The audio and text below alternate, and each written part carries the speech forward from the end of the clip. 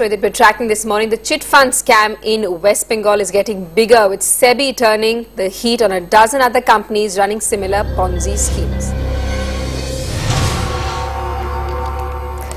People are rushing to withdraw 20,000 crores invested in these companies. Market regulator SEBI has asked the government to look into operations of all these companies.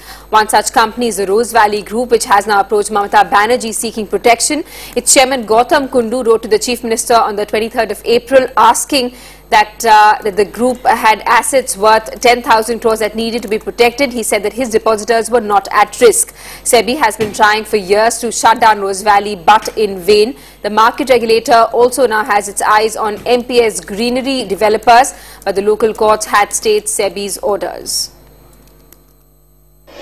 There are companies like Rose Valley, there are companies like the MPS Group, which have the strong surveillance of the SEBI on them. And not just SEBI, it is also the SFIO, the Serious Fraud Investigation Office, which has now come into the picture, which is now investigating the roles of these companies, the transactions and the operations, the modus operandi of all these companies which are still continuing to work in West Bengal. And the amount that these companies have raised amongst themselves is around 20,000 crore rupees in the last 4 or 5 years. At least that's what government officials at the writers' buildings have to say. So it is quite an uphill task for Mamata Banerjee. She needs to figure out whether she would at all give any protection to these companies, bail them out in case they also collapse. But there is certainly a widespread panic amongst depositors in West Bengal who have kept their money in companies like the Sharda Group.